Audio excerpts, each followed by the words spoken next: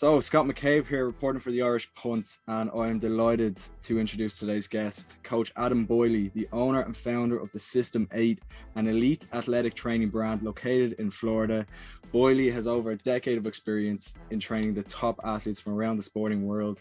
NBA, MLB, NFL, you name it, Boyle's probably met them and trained with them. I mean, some of these NFL names that you've trained, Adam, it's really, really amazing. I mean, the names of Jonathan Taylor, Rob Gronkowski, Alvin Kamara, I mean, the list goes on. It really does. I don't even have enough space on a page to write them. So, I've given a brief introduction as to what the kind of System 8 is there, but can you kind of go into more detail, describe it to us? And I know it's called the System 8 for a reason. So if you wouldn't mind explaining that to us. Yeah. So basically, our goal is to build a complete athlete. So that's our thing. So a lot of times, strength and speed is not easy, but it's easy for us, and it's easy for a lot of people that kind of focus on that.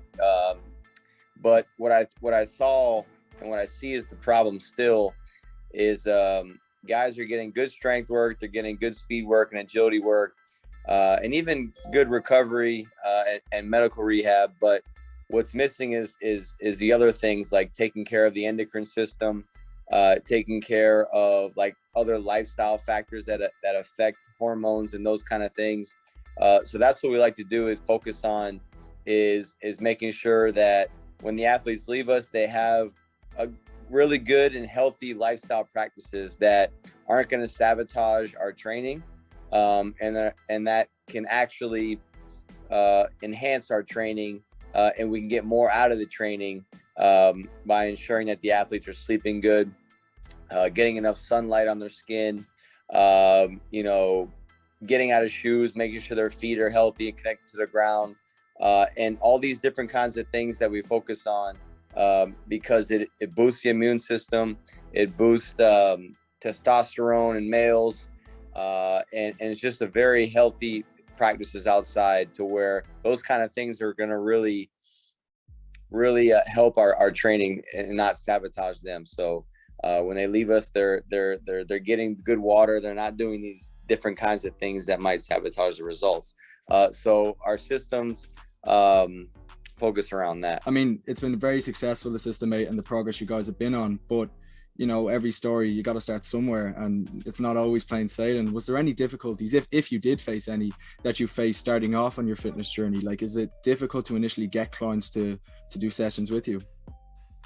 Yeah, the biggest thing is to volunteer and complete an internship at a place that a reputable place where you're going to learn hands-on, either from a mentor or learn from somebody that is doing what you want to do. When I first started in this industry, I worked for like this guy who, it was just he did like high school camps and lacrosse camps, and that was kind of just getting practice. Then I worked for another company that worked with young athletes, young youth athletes, as well as professional athletes at all levels, and that's where I excelled. And there was just many athletes, in that scenario, where I got introduced to many athletes in that business. But there was no like one. I mean, when I finally started my own company, I had so many relationships built out over my experience in the years in the industry, and going around the conferences, being at NFL combines, talking to NFL athletes that I known, coaches, other strength coaches, at the professional level. So, having those relationships. When I broke off on my own, there were a few athletes where they said that they would always come with me. They would always follow me wherever I went, because I was delivering an honest product and service to them, and they were really excelling at the highest level. So a few names probably be Jarvis Landry. I trained him for the first 3 years of his career, three and a half years of his career in the NFL. So that was a big name guy. James White with the Patriots, triple champ, I believe. Yeah, triple champion, should have had MVP, Super Bowl MVP as well. So James White was another one where he come out of college and worked with him. Giovanni Bernard, Wes Welker towards his later years, Frank Gore, These were athletes I met at a former business I worked for. But Jarvis was with me primarily, and in my new business. I mean, and these sessions, I've seen them. They look intense. Now, Adam, I'm no NFL quarterback. I wish I was. Unfortunately, I'm not. But say I was, and I contact you, or word gets out. Say I'm training with Patrick Mahomes, and we're good buddies, which I wish we were. Maybe in some imaginary world, right? And he says, "Look, Adam, Adam's doing a training session. Pop down."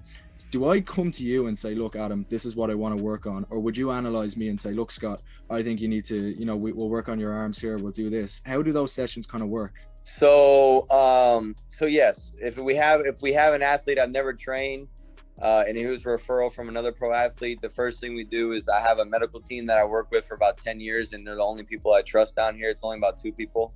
One's a bodywork specialist, specializes in muscle activation techniques, active release therapies, and a lot of other modalities, as well as a chiropractic doctor who specializes in really thorough evals that help me get a lot of information. Physical therapist as well. My fiance Bridget Lynn Clems does evals and for us, for our professional athletes, and all those modalities together just give me all the information I need to design a program around an athlete specifically for them.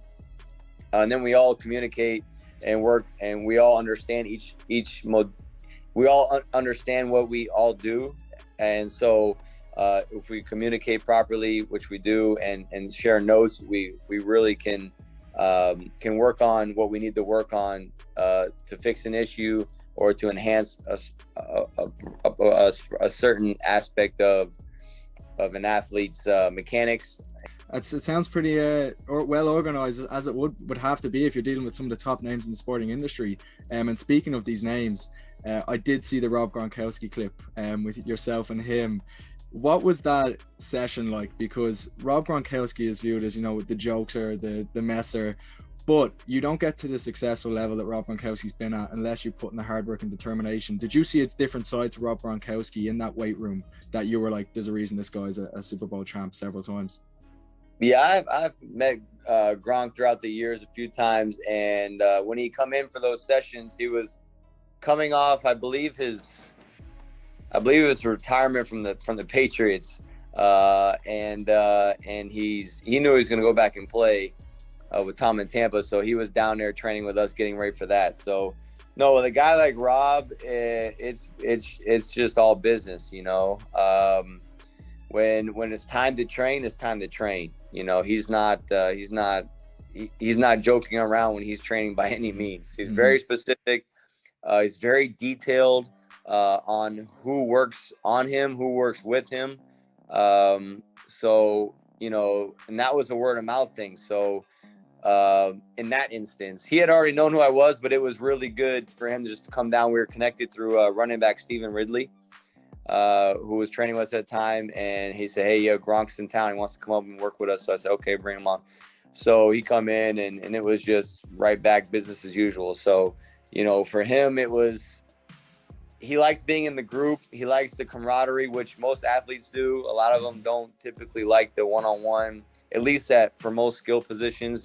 Sometimes, you get into like a lineman position or a quarterback position. They're typically more detailed with their angles and knee angles and elbow angles. And so they're kind of very specific.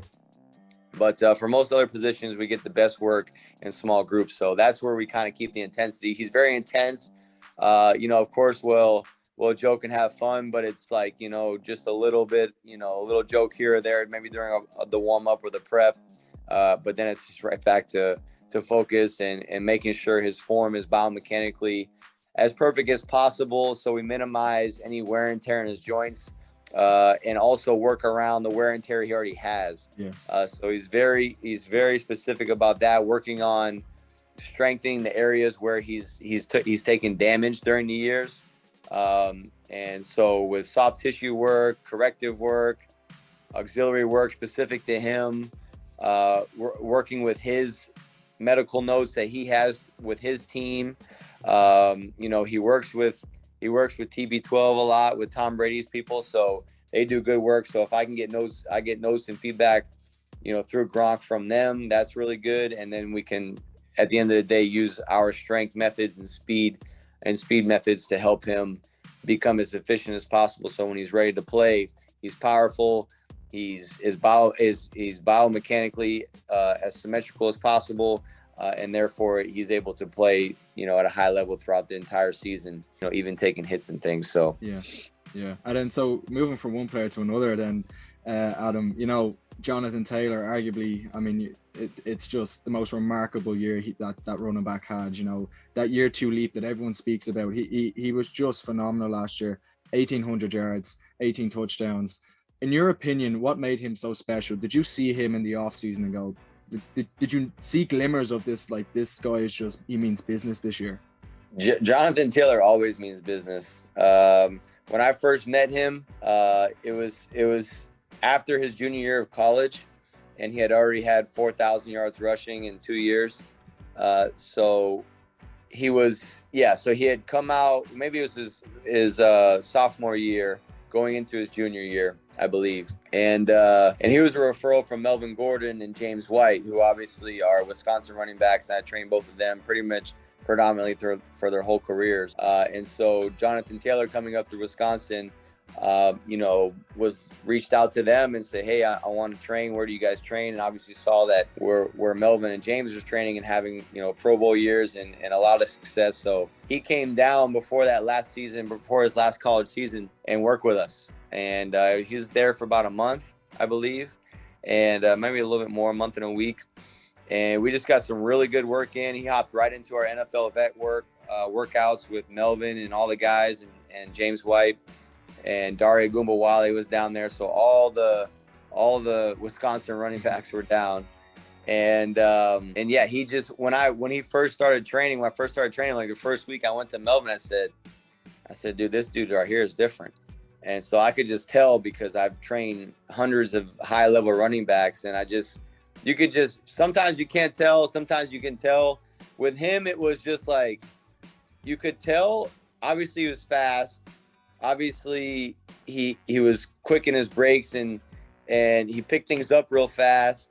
His mechanics were, biomechanically, I guess I would say athlete perfect. When I look at an athlete, I can pretty much tell by the way their feet, their ankles, their knees, their hips are kind of set up, that I know that they're most likely very athletic. And so he had all of that. But what was surprising, it was so easy. It was like effortless. Yeah. So when he was doing it, I said, wow, this dude right here is different. He actually came down with Grosscheck too. Grosscheck come down. He was the running back of Wisconsin as well with JT. So it was both of them down. And even him, he was like, yeah, no, JT's the one. He's the one. So he went off to, I think, rush for another 2,000 yards for that year. And so came out as a junior, I believe, after his junior year with 6,000 yards rushing. So yeah, we knew at that point that he was very special and gifted, and just one of those guys where he completely bought in too. He completely bought into the whole complete athlete, theme that we were building, which was awesome to see. JT's really smart too. Yeah. He's really smart, and when you meet his team, Barry and Rachel, the team he has around him, and his agent, they're just as sharp, and everyone on JT's team is very sharp, and they're very good at what they do. So he's got, he's built that as well. So, the future is really bright for JT. And seeing your guys succeed, like you're saying there, you've seen Jonathan Taylor in his college days nearly. What's it like? Like last year, Odell Beckham wins a Super Bowl with the Rams, and you've done sessions with OBJ. For a guy who's put in so much effort, he's been through the injuries, and so much has stood in his way, and yet he's defied the odds and gone out and won a Super Bowl.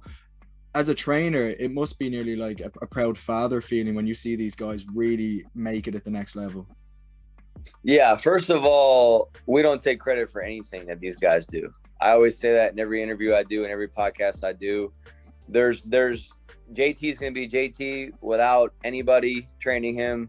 You know, Odell's gonna be Odell. Then anybody like Gronk, all these guys, they're great without us. So, you know, I don't really like when guys take credit so much for the athletes. Now you can share in the success and things like that, and obviously we do help them.